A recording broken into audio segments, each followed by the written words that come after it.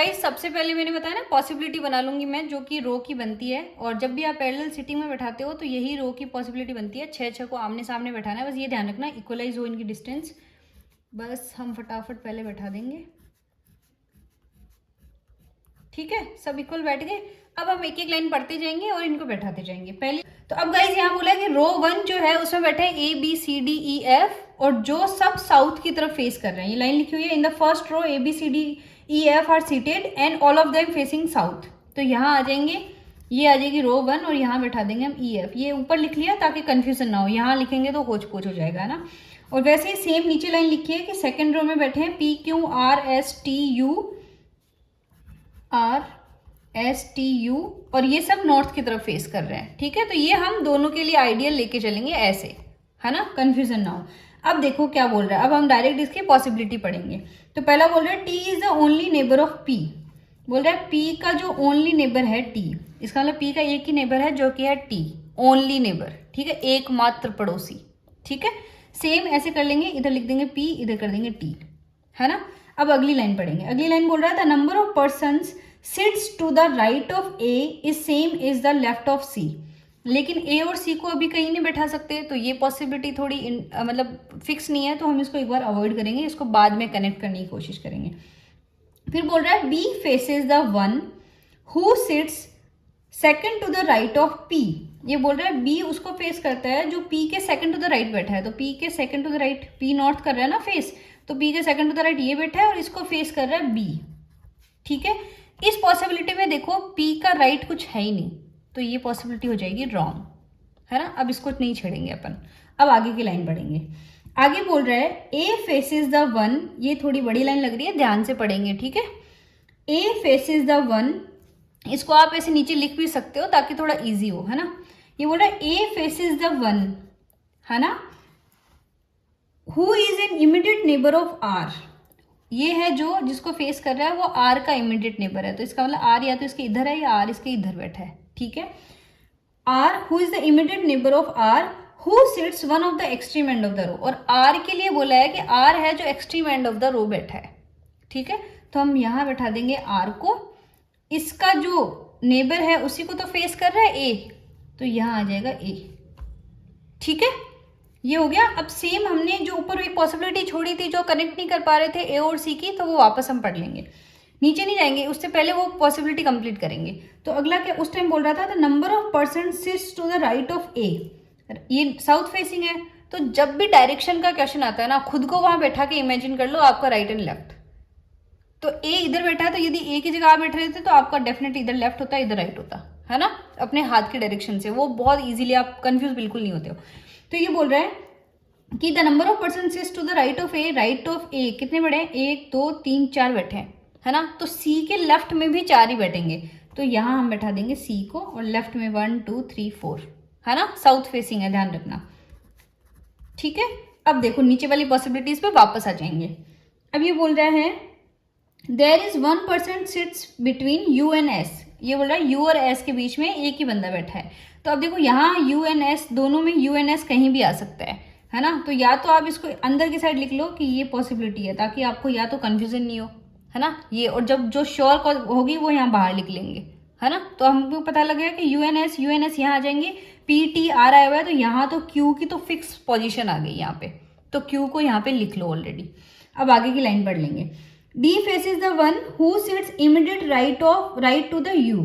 ये बोल रहा है D फेसेस द वन। अब देखो यदि U को मैं यहाँ बैठाती हूँ तो इमीडिएट राइट यही है इसका U का, और यहाँ पे D बैठ सकता है ना, यहाँ पे D बैठ सकता है, सही है।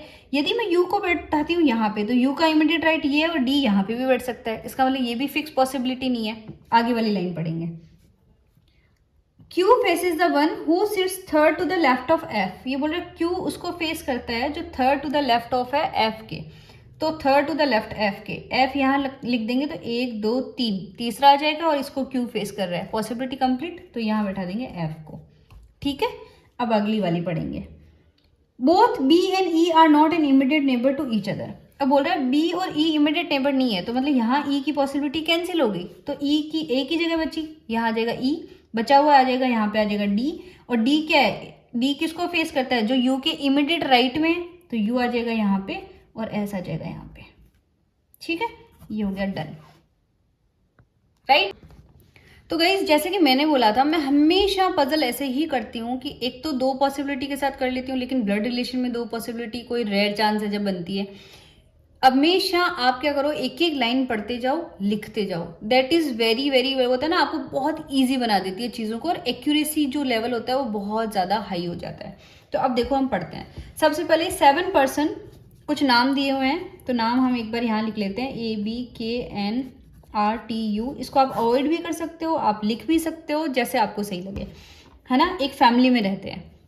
अब अगली लाइन है, there are 3 generation and 3 married couple. 3 generation है, मतलब एक जनरेशन यहाँ, एक जनरेशन इस लेवल पे, एक जनरेशन इस लेवल पे। तो अब आप जो डायग्राम बनाओगे ना, वो ऐसे ही ऊपर नीचे के लेवल में ही बनाओगे, ताकि इजीली आपको समझ में आ जाए। और 3 मैरिड कपल है। अब ये इन्फॉर्मेशन ऊपर लिख लो कि 3 मैरिड कपल, है ना। अब मैं कुछ शॉर्ट ट्रिक्स आपको पहले दे देती हूँ। मैं जो मैन होते हैं, मैं उनको प्लस साइन से लिखती हूँ, है ना। तो गाइज मैं आपको बस थोड़ी सी ना एक शॉर्ट ट्रिक बता देती हूँ कि मैं ब्लड रिलेशन में क्या साइन यूज करती हूँ। एक बार आपको कोई भी साइन जो भी आप यूज करते हो ना, वो आप बस उसको ना वो जो भी साइन आप यूज करते हो ना, उसको बस एक बार अपने उस फिक्स रखो उन साइन। तो गाइज ये कुछ शॉर्ट ट्रिक्स बता देती हूँ, जैसे जो आई थिंक सबको पता होगा, लेकिन फिर भी मैं बता देती हूँ किसी को यदि नहीं पता है। जो मैन होते हैं, मेल मेंबर होते हैं, मैं उनको प्लस से डिनोट करती हूँ। जो फीमेल मेंबर होती है, मैं उनको माइनस से डिनोट करती हूँ। यदि मैरिड का रिलेशन दिखाना होता है तो मैं डबल का वो साइन यूज करती हूँ कि एम मैरिड टू डब्लू, ऐसे वाला। और यदि कोई कजन वगैरह है, ग्रैंडफादर ग्रैंड मदर ऐसे है, कजन है, फादर है, ऐसे है, तो मैं सिंगल लाइन से दिखाती हूँ कि M is the father of F, तो ये मैं सिंगल लाइन से डिनोट करती हूँ, ठीक है। ऊपर नीचे मैं हमेशा ध्यान रखती हूँ जनरेशन का, कि कौन सी जनरेशन कहाँ आ रही है ना। अब मैं क्वेश्चन सॉल्व करती हूँ।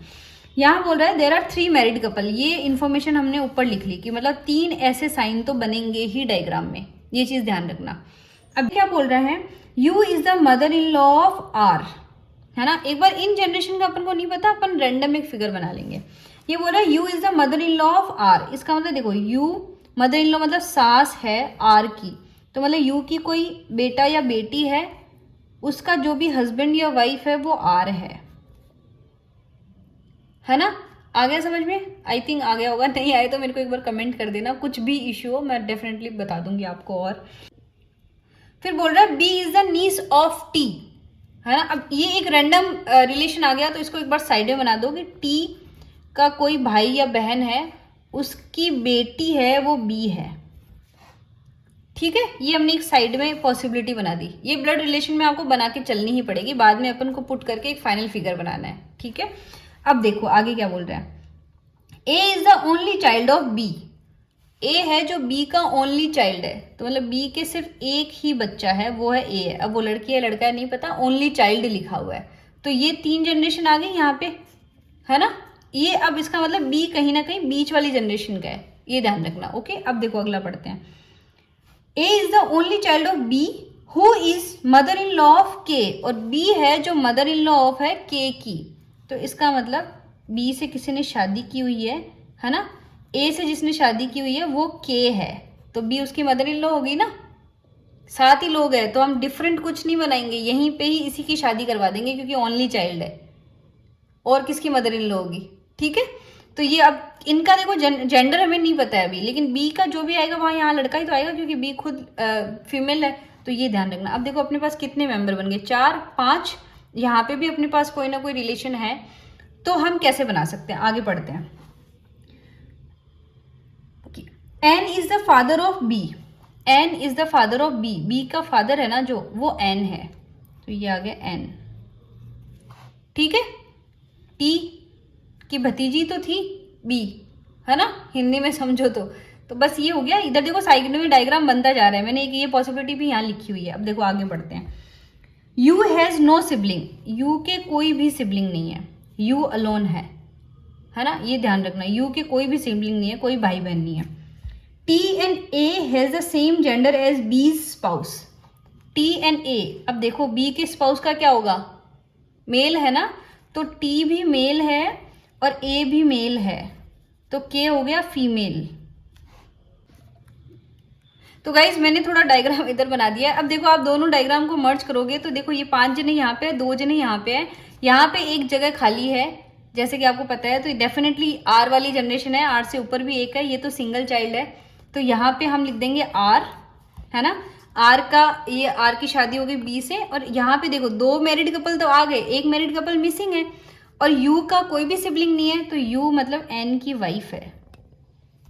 ठीक है, अब मैं डायग्राम इधर बना देती हूँ आपको समझाने के लिए। तो टी का ब्रदर हो गया एन की वाइफ हो गई यू का कोई सिबलिंग नहीं है, एन की बेटी हो गई बी का हस्बैंड हो गया आर, और बी और आर का ओनली चाइल्ड हो गया ए, और ए की वाइफ हो गई के। ये 7 जने बन गए, और 3 जनरेशन भी बन गई, 3 मैरिड कपल भी बन गए। हो गया, पूरा डायग्राम बन गया बस।